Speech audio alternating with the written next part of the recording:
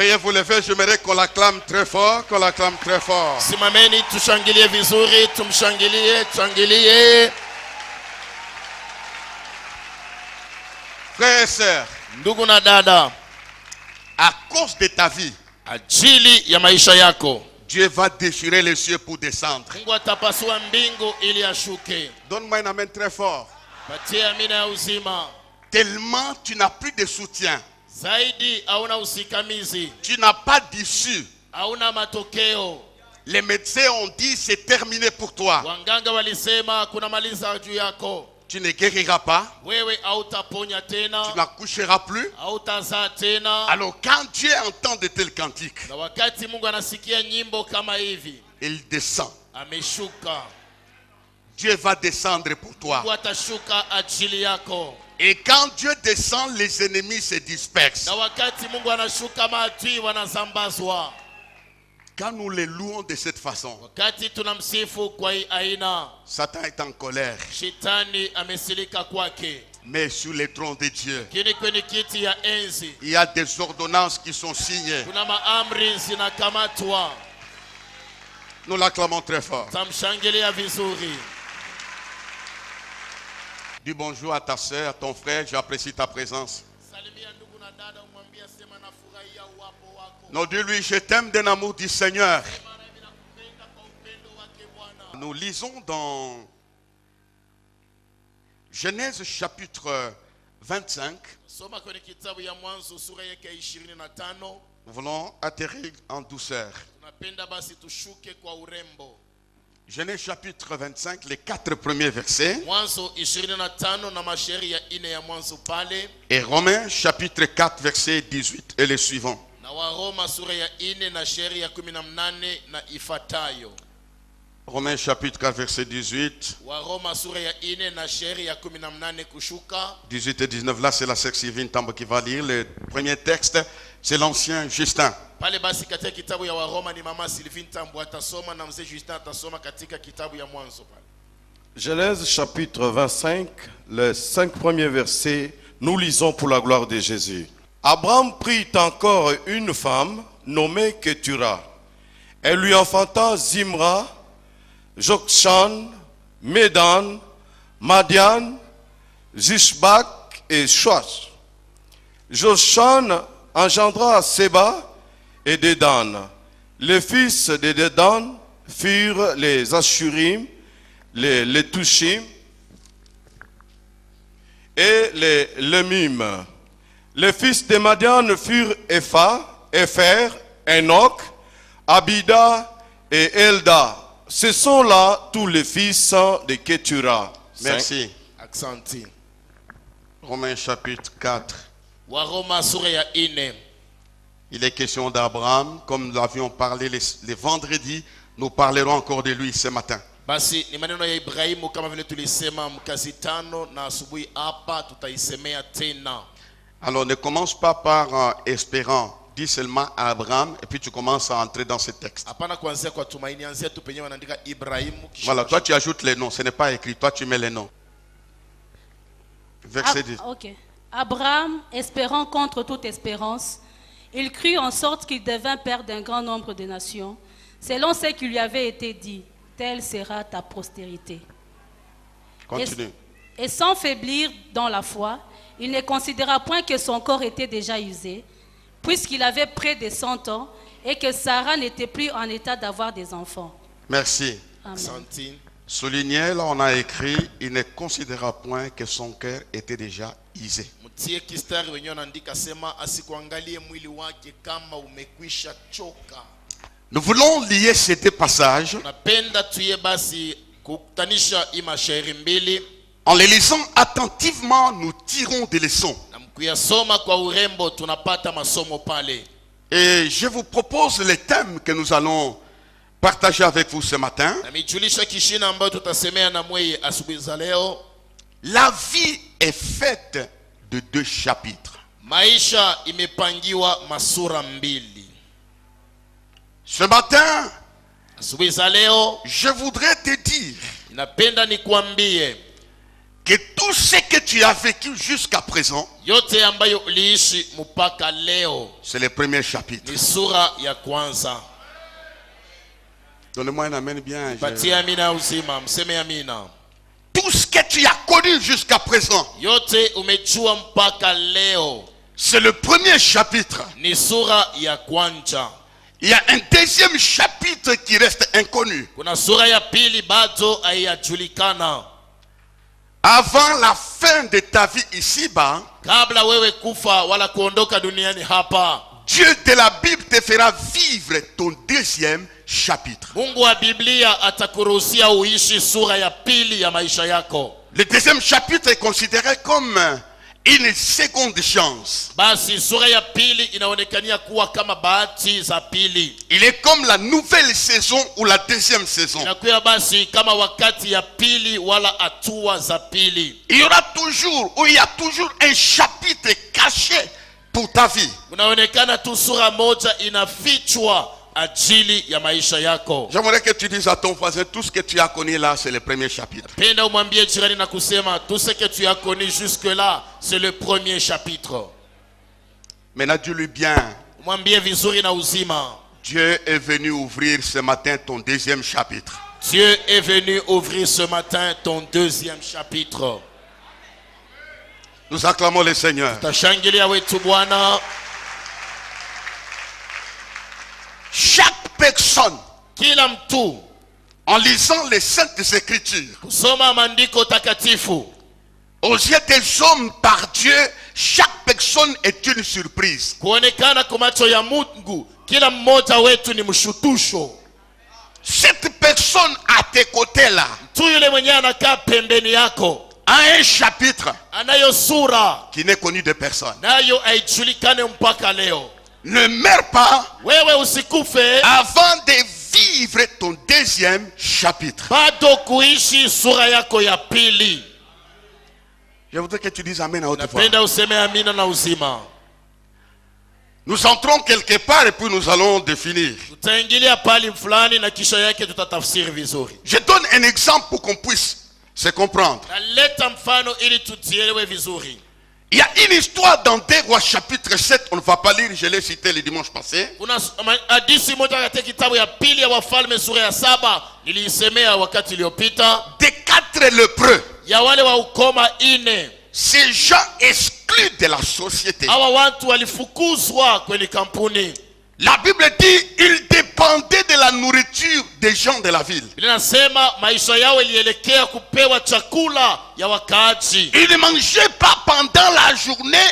Ce sont des personnes qui mangeaient que le soir. Wao hawakuwa nakula mchana na chakula yao ilipewa tu magharibi. Il fallait que les gens de la ville mangent pour que les 4 lépreux mangent à la fin. Ilipendezwa watu wa mkini wakule ili nye tabakia nao waonee. Mais écoutez frères et sœurs, Kinisikia ndugu na dada, tout ce qui s'est passé là, c'était leur premier chapitre. yote ilikuwa inapita pale, ilikuwa ni sura yao ya Quand le kwanza. deuxième chapitre était ouvert, Na wakati sura ya pili ilifunguliwa, les 4 lépreux avaient nourri toute la population et nourri la maison du roi. hawa ukoma 4 walilisha mkini mzima mpaka kurisha nyumba ya mfalme. Comment les gens comprenaient en charge? Namna gani hawa watu maskini Ils vont prendre en charge toute la ville. wao watalisha mkini mzima. Tu ne seras pas dépendant éternellement de quelqu'un. Les hommes dépendront de toi. Weye hautabakia tu mwenye kutegemea mpaka watu maisha yote. Wakati inaenea na watu watakutegemea wewe. Est-ce que ça passe ou ça casse? Inaelekana On ne te prendra pas en charge indéfinitivement. Oui. Les gens qui te prennent en charge, qu'ils fassent attention parce que c'est toi qui les prendras en charge. basi leo banakurisha, leo banakuvika, leo banakuripia, kesho iko nakuya na utarisha bantu, utavika bantu. C'est sûr, c'est le preux là dans leur premier chapitre, on les prenait en charge. Ndio wa ukoma kwa sura ya kwanza waliwashika. Mais Lakini quand le temps est arrivé, kile wakati ilipofika, toute la ville dépendait de ces 4 lépreux. mji mzima ilielekea wenye ukoma Je awa. suis venu dire à quelqu'un qui passe par son premier chapitre, sois ferme dans la foi, ta famille dépendra de toi, ton environnement dépendra de toi, la ville dépendra de toi. Crois cela. Basi nakuwa kuambia mmoja, weye huku naishi sura yako ya kwanza. Hapa leo kutoka jamaa itakutegemea weye. Wenjo utarisha jamaa, wenjo utaripia masomo jamaa, na macho ya bote itaweka pako. Les chapitres devaient dire, là où il y a un problème, il y aura une solution. Sura ya pili maana kusema penye peko mambo pataonekana jibu. Je te vois entrer dans ton deuxième chapitre ce matin. Ninakuona kuingia kwenye sura yako ya pili asubuhi hapa. Mais comment tu ne peux pas être content parce que le deuxième chapitre va s'ouvrir par la parole de Dieu? Kwa nini ufurahie kwenye sura ya pili itafunga kwa neno ya Mungu? Satan peut rendre ta vie comme une vallée. Shetani anaweza kufanya maisha yako kuonekana kama bonde. Une vallée d'ossements. Bonde ya mifupa kavu. Ta vie peut paraître comme un échec aujourd'hui. Maisha yako yanaweza kuonekana kama kushindwa leo. J'ai laissé l'honneur. Ne sois pas tourmenté. Ce n'est que le premier chapitre. Nilipata ile heshima ni kweli kuambia sema hapana kuvundika moyo. Hii yote ni sura ya kwanza. Écoute-moi bien. Unielewe vizuri. Dieu a présenté Ézéchiel devant la vallée de Mungu alionyesha Ezekieli mbele ya bonde ya mifupa kavu. C'était le premier chapitre. Ilikuwa ni sura ya kwanza. Frères et sœurs, ndugu na dada, Dieu lui a posé la question, est-ce que ces hommes pourront-ils revivre? Mungu alimjalia swali, kwa mifupa hii kutatoka uzima? Il dit, Seigneur, tu le sais toi-même. Sema Bwana unaijua mwenyewe. Je vois la vallée. Mimi naona bonde. Ce sont des squelettes, pas même des morts. Des squelettes. Quand Dieu ouvrira ton deuxième chapitre, il y aura un bruit dans la vallée. Il y aura un bruit dans la vallée. Dieu va libérer les vents qui viendront des quatre côtés. Là où il y a un silence des morts, chez toi il y a un calme aujourd'hui. Personne ne peut te côtoyer parce que tu es dans une vallée. Mais laisse-moi te dire, quand Dieu ouvrira le deuxième chapitre, il y aura un bruit. Je dis bien, il y aura un bruit. Je répète, dans ta vie il y aura un bruit. Après le bruit il y a eu un mouvement. Après le mouvement il y avait la restauration. L'onction de Dieu ce matin viens souffler sur ton deuxième chapitre. Au nom de Jésus-Christ. Alors les gens passaient devant la vallée. La vallée effraie. Telle est ta vie aujourd'hui. C'est comme une vallée. Je te dis ce matin, c'est le premier chapitre. La Bible déclare, l'Esprit vient souffler sur les morts. Aujourd'hui tu es comme mort. Tu es comme un cadavre. Mais la puissance de ton deuxième chapitre s'ouvrira par la puissance de Dieu. Et la Bible déclare, cette vallée c'était une maison d'Israël. C'était une grande armée. Au-delà de la vallée, je vois une grande armée. Le premier chapitre passera dans cette ville de Lubumbashi. Dieu te fera entrer dans le deuxième chapitre. Est-ce qu'on peut acclamer le Seigneur? Frères et sœurs, Job, j'ai toujours parlé de cet homme. Il a connu sur son premier chapitre. Les hommes l'ont fui. Ils ont pronostiqué. Ils ont parlé. Même son corps était complètement détruit. C'était son premier chapitre. S'il y a quelqu'un qui passe par ce chapitre, je t'annonce les jours du salut qui arrivent dans ta vie. Job a chanté des cantiques parce que le premier chapitre était passé. Dis à ton voisin, ne meurs pas dans ton premier chapitre.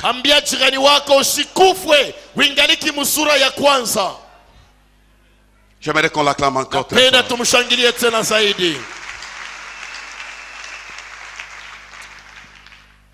frères, nous entrons dans notre ami Abraham. Sikia ndugu, tunaingia katika maneno ya Ibrahimu hapa. Et nous allons terminer par là. Na ni kule ambao tutamalizia. Cet homme a connu les moments les plus difficiles de sa vie. Huyu mtu alipata wakati kigumu ya maisha kwake. Pour avoir l'enfant, ili apate kuzala, il s'est battu pendant 25 ans. alijipiganisha kadiri ya miaka 20. Mais ayant la promesse, Lakini eko na ahadi. après un certain moment, Dieu a accompli sa promesse, Sarah est mise au monde. Kisha wakati mrefu Mungu akitimiza malako, Sarai akazaa. Il a mis, Isaac est venu au monde. Isaka amezaliwa. Après, Sarah est morte. Kisha Sara amekufa. C'est comme si son histoire prenait fin. Ni kama kuona hadithi yake ilimalizika. Il était convaincu comme Isaac est venu. Alihakikishwa kisi Isaka amekuja. Ma femme est morte. Mke wangu amekufa. Ça c'est la fin de mon histoire. Hii ni mwisho ya hadithi yangu. Non, frères et sœurs. Pana ndugu na dada. Sarah est morte dans le chapitre 24. Sara amekufa kwenye sura ya 24. Mais dans le chapitre 25, Lakini kwenye sura ya 25, Dieu va permettre, parce que c'est une histoire biblique, Mungu ameruhusia kwenye maneno ya Biblia. c'est une histoire spirituelle. Abraham va épouser une autre femme. Ni maneno ya kiroho. Ibrahimu akaoa bibi mwingine. Je ne vous encourage pas d'épouser, d'être des polygames. Il faut attendre que la femme meure ou le mari meure pour que tu puisses te remarier. Hapa mishi sema mwende mkaoeowe. Hapa ni kama bibi wa kwanza anakufa, usimwombea sema akufa, hapana. Ni paka kama Nesa anakufa, ndio neziko wengine. Il ne faut pas dire voilà, avec cette femme ici, c'est mon premier chapitre, tout est échec, je vais tenter le deuxième chapitre. Hapana kusema huyu ananiingisha michoko, ni sura ya kwanza, Mungu msaidia akufwe, niingie msura ya pili. Non, non, non. Haina vile. Sarah était morte. Sara alikufa lufu. Ça fait frère Abraham était brisé. Ibrahim alifundika moyo. Mais Dieu permet à Abraham de recommencer une nouvelle vie. Mungu anamruhusia Ibrahimu aanze maisha mapya. Je te dis ce matin, Nakwambia hii asubuhi, avec Dieu, pamoja naye Mungu tu vas rebondir. utatoroka. Avec Dieu, Pamoja naye tu Mungu vas reprendre. utarudilia. Avec Dieu, pamoja naye Mungu donne-moi un amen, tu vas recommencer. utaanzurula mara tena. Tu vas recommencer. Mara tena utaanza. Maintenant, regardez les éléments du deuxième chapitre. Angalia maneno ya sura hii hapa.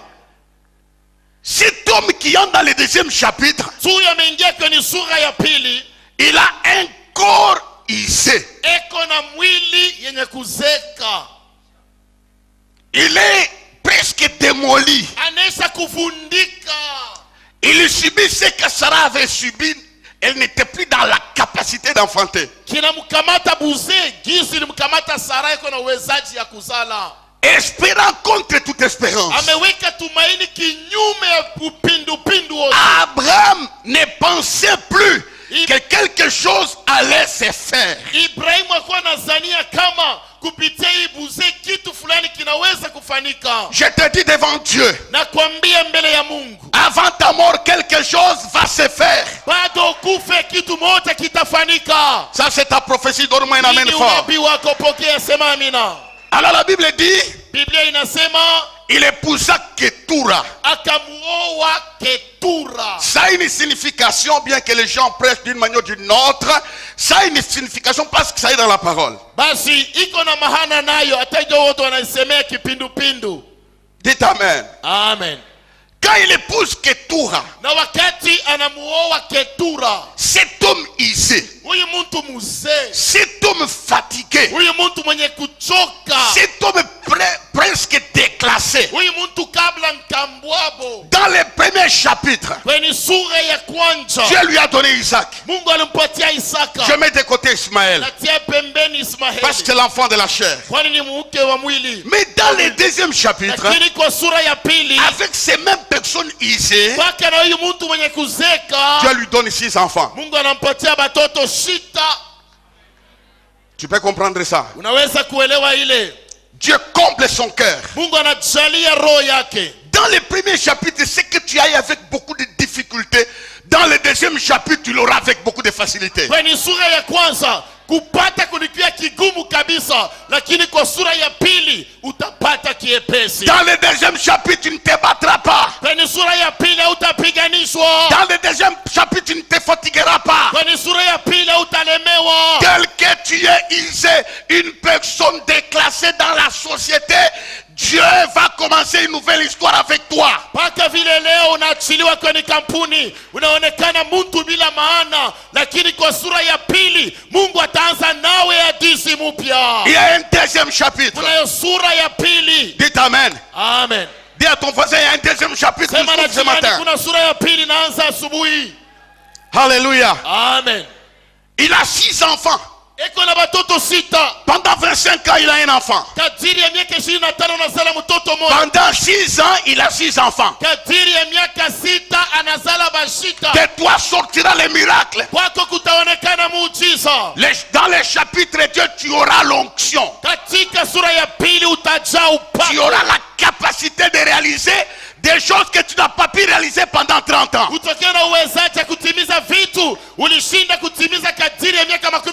Je te dis ce matin, ce que tu n'as pas pu réaliser pendant 30 ans, tu peux les réaliser pendant 3 ans avec Dieu.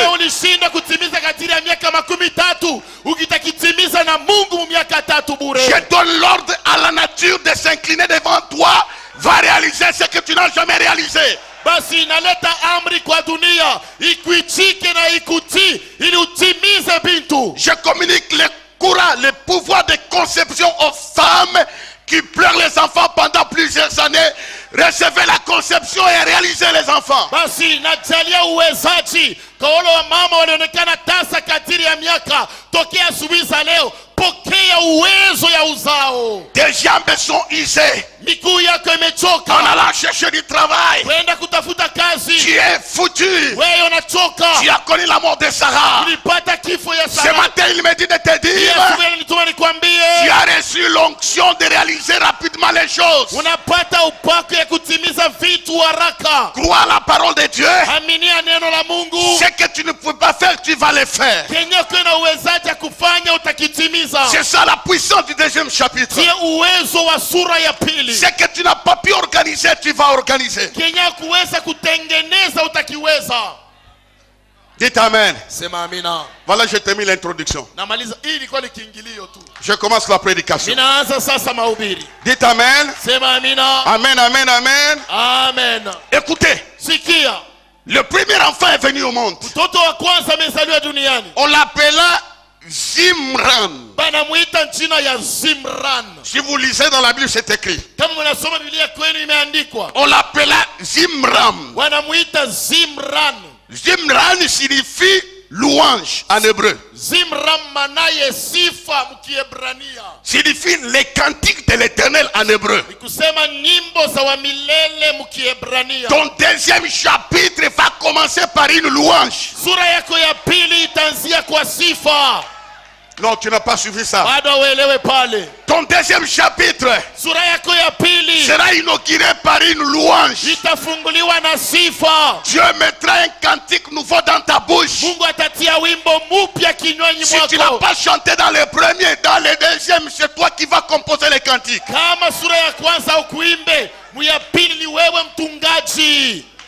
On l'appelle la louange. Frères et sœurs, je dis ceci. Tu vas louer Dieu. Toi qui as pleuré, tu vas louer Dieu. J'ouvre les chapitres de ta louange maintenant. Non, je suis en train de prophétiser pour des gens qui ont pleuré, pour les gens qui ont été rejetés, pour les gens qui ont été rabaissés. Dieu ouvre les nouveaux chapitres de la louange.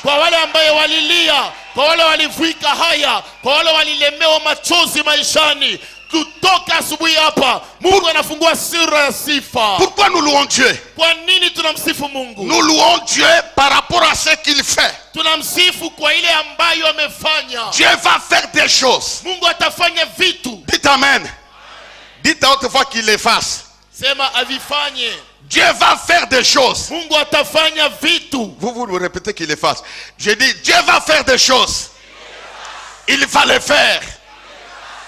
C'est ainsi que La louange est entrée. Quand Dieu ouvre le deuxième chapitre, il y a la différence entre la louange et l'adoration. La louange, nous louons Dieu pour ce qu'il fait.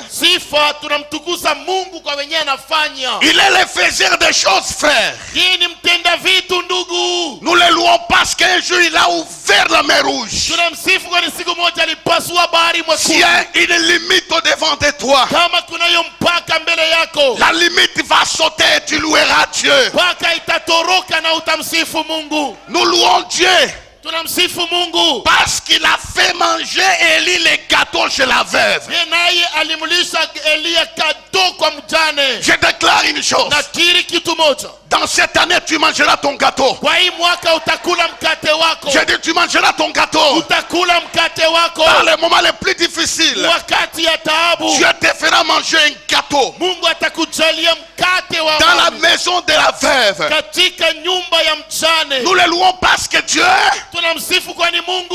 va adoucir Mara. La mer partira de ta vie. Nous les louerons parce que des choses amères partiront de ta vie. Non, dis-moi amen, amen, amen, amen, amen, amen, amen, amen, amen. Dieu va adoucir Mara. Mara restera derrière toi. Les foyers amers, les affaires amères, les relations amères, Dieu va adoucir Mara. Il va adoucir Mara. Dans la vie, les choses deviennent amères. Les corps deviennent amers. Mais nous les louons. Ce matin, Dieu va adoucir Mara. Dites amen. Nous les louons pourquoi? Parce que Dieu a enlevé Élie sans qu'il ne puisse rencontrer la mort. Les dégâts qui touchent les uns ne te toucheront pas parce que Dieu va éloigner la mort. Tu es une propriété privée. Tu ne mourras pas dans les premiers chapitres. Tu es une propriété privée. Dieu éloignera la mort. Dieu éloignera la malédiction. Toi là, tu monteras au ciel parce que Dieu va faire de grandes choses. Nous l'acclamons très fort. C'est pourquoi l'enfant qui est sorti, c'est la louange. Zimran, c'est la louange. Tu vas louer Dieu, frère. D'ailleurs, je ne te conseille pas d'attendre ce moment de louange là. Commence à les louer. Commence à les louer. Commence à les louer. Parce que tu les loueras 2 fois. Non, je dis bien, tu vas les louer. Tu vas les louer. Parce que tais-toi, dans le deuxième chapitre sortira la louange. Écoutez, frère, il y a la grande différence entre l'adoration et la louange. La louange, nous louons Dieu pour ce qu'il fait. Et nous le louons pour ce qu'il va faire. Mais l'adoration, nous adorons Dieu pour ce qu'il est. Dites amen. Tu ne l'adores pas parce que tu ne le connais pas. Nous l'adorons pour ce qu'il est. Nous l'adorons parce qu'il est vivant. Nous l'adorons parce qu'il est inégalable. Nous l'adorons parce qu'il ne change pas. Nous l'adorons parce qu'il confirme ses attributs parmi ses enfants. Frères et sœurs, quelle que soit la souffrance, quelles que soient les difficultés, j'adore Dieu pour ce qu'il est pour moi. Il est tout pour moi. Il est le Dieu qui donne la vie aux morts. Il est le Dieu qui fait élever l'indigent dans la poussière. Nous l'adorons pour ce qu'il est. Nous l'acclamons pour ce qu'il est. Nous l'acclamons pour ce qu'il est. Il est tout pour nous. Écoutez frère, Dieu n'est pas un médecin. Il est le Dieu tout puissant, le créateur. Parce que le médecin est limité dans sa spécialité. Dieu, il est spécialiste en tout. Non, donnez-moi un amen fort, un amen fort, un amen fort. Écoutez frères et sœurs, Dieu nous a bénis dans notre église. Il y a des grands médecins. Il y a le professeur Dofre que je vois là-bas. Il est spécialiste dans le domaine de cardiologie. Il y a le docteur Balonga qui est là. Chaque médecin est spécialiste. Il peut me donner des conseils, me recommander chez un autre. Dieu ne recommande personne. Dites amen. Amen. Tous les cas, Dieu s'en occupera. Donnez-moi un amen. Dieu s'occupe des femmes stériles. Dieu s'occupe des célibataires. Dieu s'occupe des chômeurs. Dieu s'occupe des malades. Dieu s'occupe des morts, des morts, des morts, des morts, des morts, des morts, des morts. Je te dis ce matin, ton cas là. Angalia Mungu wetu yeye anaangaliaka vyote. Hakuna ile mambo atasema hii umone Gabriel, hii umone fulani. Yeye Mungu balofwa anabapa kazi, batasa anabapa buzaji, bamaskini anabawinisha, balokater anabayengesa manyumba, balomikulu anabapa magari, penye walikuwa na mipaka anabapeleka mbari. Mungu wetu nabafu anafufuaka, hata mufu wa masiku ine Mungu anafufuaka, hata mifupa Mungu anasimamishaka bantu wazima. Nous l'adorons pour ce qu'il est. Nous l'adorons pour ce qu'il est. Nous l'adorons pour ce qu'il est. Dieu peut te consoler d'une manière spéciale. Oh, ce matin, s'il y a un pauvre, il s'est fait pauvre pour t'enrichir. Nous l'adorons. Dieu te donnera la famille. Dieu essuiera les larmes de tes yeux. Nous l'adorons pour ce qu'il est. Dieu n'est pas un directeur. Le mandat de directeur prend fin. Dieu n'est pas un président. Le président doit aller aux élections. Nous le louons. Il vit par lui-même. Par lui-même. Par lui-même. Par lui-même. Nous l'adorons. Nous l'adorons. Il n'a ni commencement. Il n'a ni fin. Il est l'alpha et l'oméga. Il va commencer. Il va terminer. Il va commencer. Il va terminer. Nous les louons pour ce qu'il est. Pour ce qu'il est. Dites amen. Vous dites amen. Nous l'adorons pour ce qu'il est. Maintenant là, Dieu peut créer les trompes. Dieu peut créer les trompes. Il est le créateur. Maintenant là, Dieu peut ouvrir la porte de ton travail. Maintenant là, Dieu peut ouvrir la porte de tes affaires. Maintenant là, Dieu ouvre la porte de ton mariage. Maintenant là, Dieu ouvre la porte de ton élévation. Maintenant là, Dieu ouvre la porte de la main. Louez-le. Adore-le. Adore-le. Adore-le. Adore-le. Adore-le. Bien-aimé dans le Seigneur. Dieu s'appelle Jéhovah Jireh. Jéhovah Nissi. Jéhovah Rapha. À qui me comparez-vous? Il existe par lui-même. Anaishi kwake mwenyewe. Adore Dieu. Abudu Mungu. Il va te faire oublier le passé. Il est le père des orphelins. Il est le défenseur des veuves. Nous l'adorons. Nous l'adorons. Pour ce qu'il est. Nous l'acclamons, nous l'acclamons.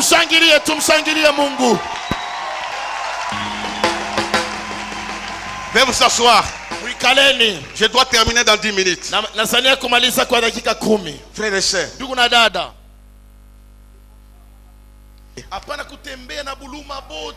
celui qui est en toi, celui qui relève ta tête,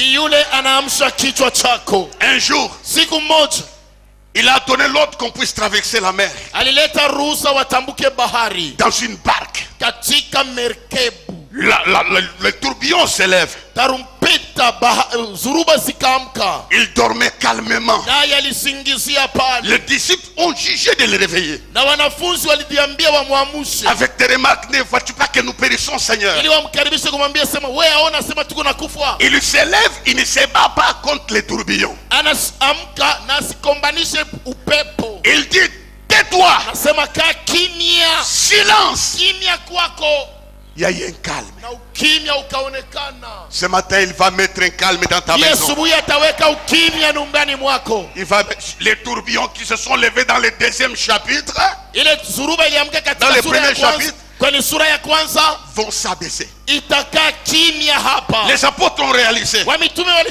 Ils se sont dit: qui est donc celui-ci? Frère, tu trembles parce que tu ne le connais pas qui il est. Il est plus que ce que tu connais dans ta tête. Il est plus que ce que tu vois dans la Bible.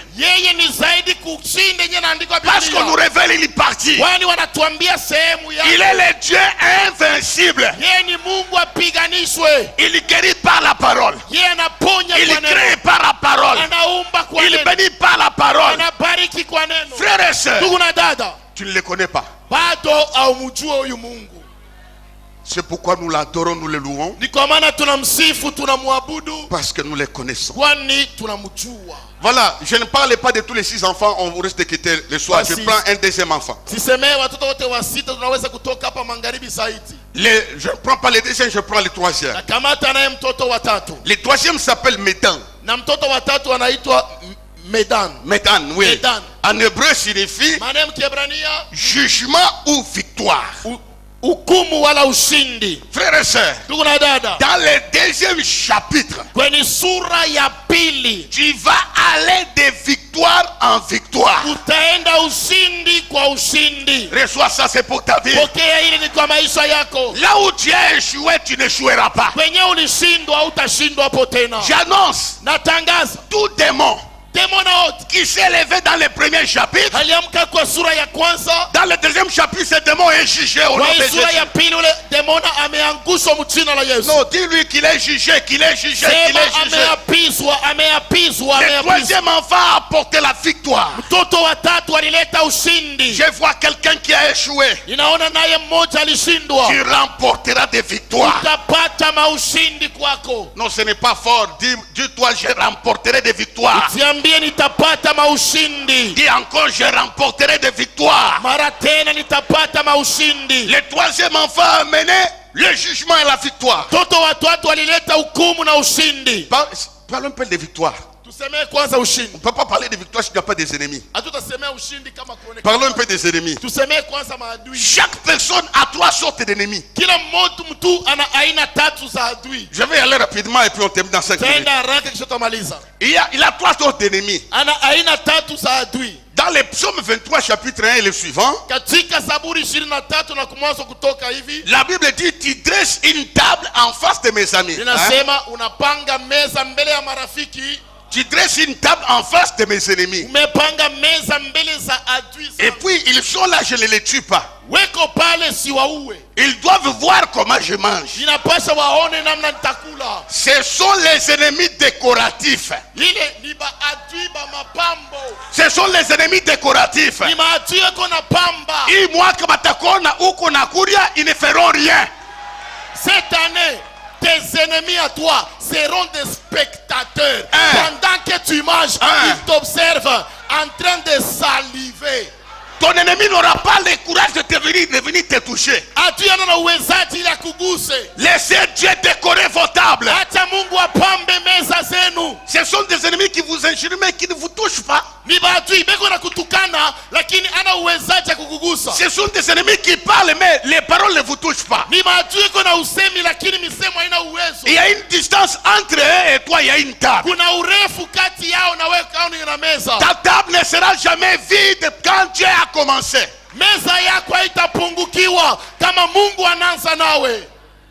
Dis à ton voisin, ne sois pas mon ennemi décorateur ou décoratif. Umwambie jirani asema ushikie adui wangu wa mapambo. Tu vas baver à ma table. Utameza mate bure. Frères et sœurs, Dieu les amènera. Mungu atabaleta. Ce sont des ennemis décoratifs. Ils vont voir comment vous allez manger, comment vous allez rire.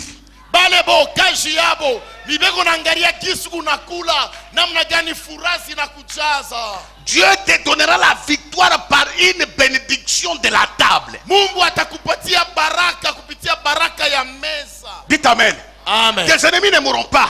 Dieu va baisser leur cœur par la bénédiction de la table.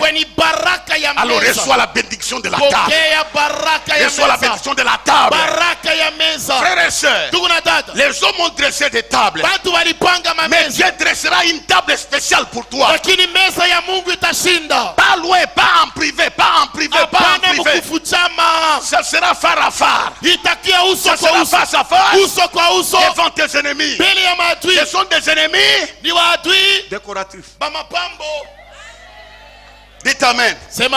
Deuxième catégorie, c'est les ennemis provocatifs ou provocateurs. Hein, je les aime beaucoup. Hein? Je les aime beaucoup. Et provoque. Je les aime beaucoup, il faut qu'ils soient là. Qu'est-ce qu'ils font? Ils s'appellent les Pénina. Les Pénina, c'est pour provoquer Anne. C'est pour provoquer Anne. C'est pour mortifier. Ils sont importants dans la vie. Si Pénina avait traité Anne avec gentillesse, Anne ne serait jamais dans la prière.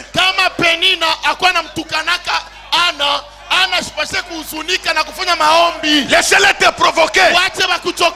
Il t'envoie vers Dieu. Il t'envoie vers Dieu. Il t'envoie vers Dieu. Laissez-les te provoquer. Il t'amène vers Samuel. Il t'amène vers Samuel. Il fallait que les Pénina existent.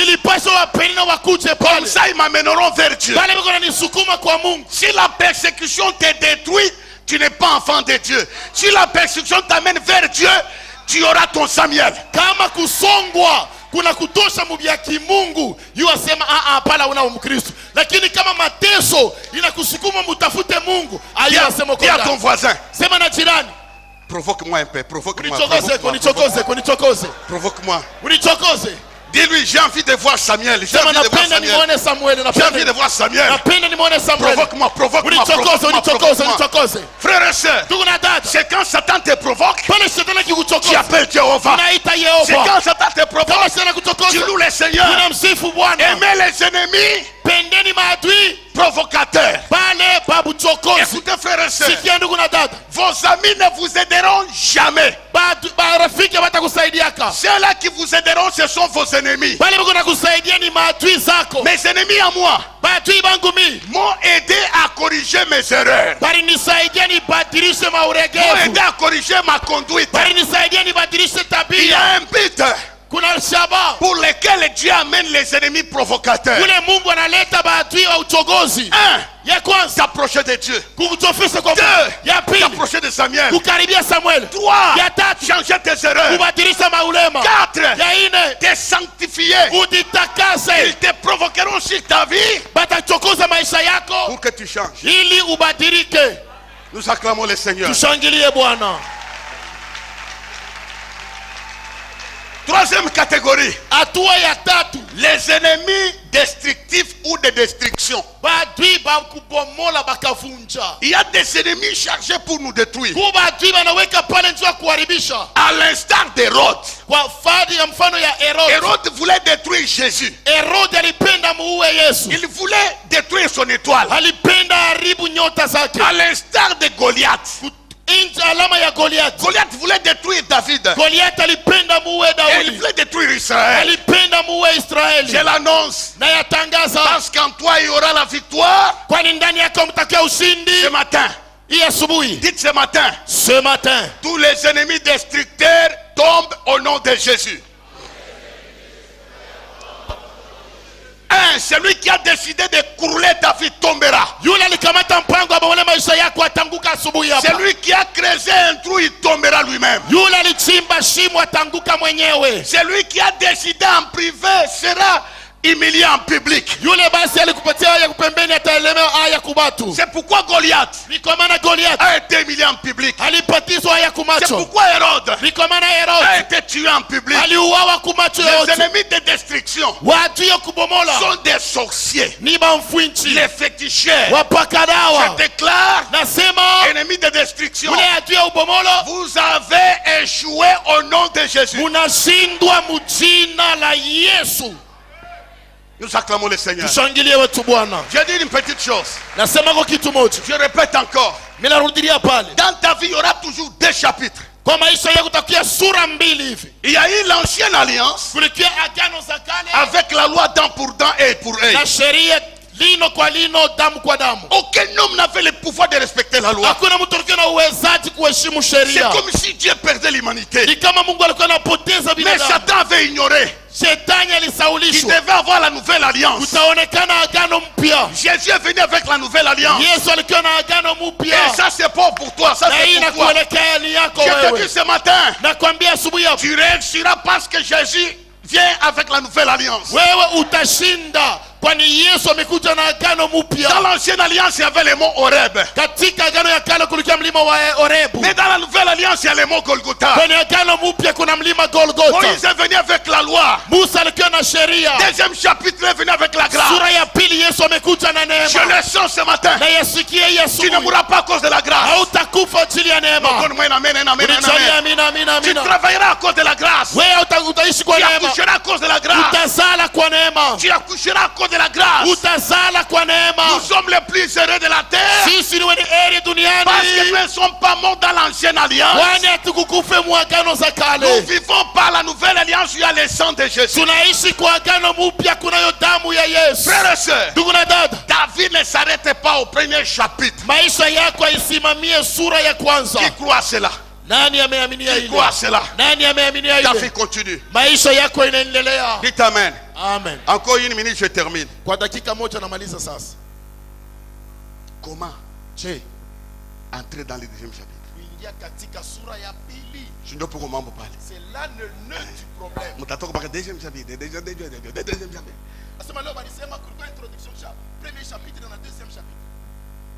La Bible déclare, Abraham a cru à ce Dieu qui donne la vie aux morts. Tu peux y entrer par la foi. Dis à ton voisin, crois maintenant. Je n'aime pas les gens qui c'est bon.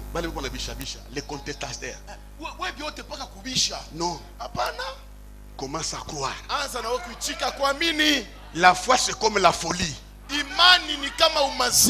Je crois tellement à un Dieu dans ta vie. Maintenant toi, pour toi. Ton deuxième chapitre est possible.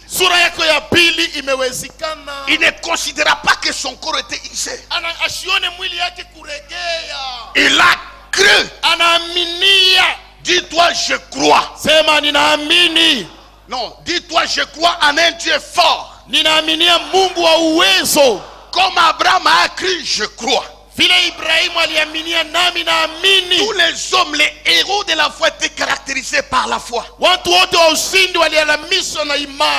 Ayez la foi ce matin. Kuwa na imani ya asubuhi. Tu n'es pas né sans programme avec Dieu. Le programme du deuxième chapitre existe. Crois, tu vas y entrer. Wewe haukuzaliwe kwa bure hivi. Uko na matengenezo na huyu Mungu, na kwa sura ya pili hii matengenezo yatatimilika. Il ne considéra plus que son corps était déjà usé. Yeye asikuheshimia uregevu wa mwili wake, akupitia wakati kuangalia gisi mwili uliregea. La première clé c'est la croix. Fungulo ya kwanza ni imani. La deuxième clé, na fungulo ya pili c'est la prière. Ni maombi. Anne Anna a décidé de prier. Alikamata mpango kuomba. Sa stérilité ne venait pas des hommes. Utasa wake haukutokea bantu. C'est Dieu qui l'avait rendu stérile. Ni Mungu mwenyewe alimfanya kuwa tasa. La prière était mystère. Maombi ni siri. Frères et sœurs, tuna dada, la puissance d'un homme politique c'est l'opinion. Unajua uwezo wa mwenye siasa ni bwingi ya bantu wanamshunguluka. Quand il a l'opinion, il est fort. Kama wanamuitika anajiona uwezo. Mais la puissance d'un chrétien c'est la prière. Lakini uwezo ya Mkristo ni maombi. Crois la prière. Aminia maombi. Comme l'ancien Jacques disait, Dieu va arrêter beaucoup de choses dans ta vie. Vile mzee alisema kwa msimamizi hapa, Mungu atasimamisha bintu ya mingi mwako. La troisième clé, na fungulo ya tatu, sois un homme d'action. Kuya mwenye tendo.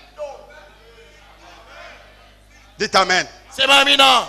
Dieu, Mungu, ne peut pas te laisser moisir si tu es un homme, une femme d'action pour son œuvre. Mungu ashitakuachilia uzeke ufubale kama kunduku na dada mwenyeko mukaji yake. Si vous me voyez béni, kama mnaona mimi nabarikiwa, je suis un homme d'action. Niko mwenye tendo.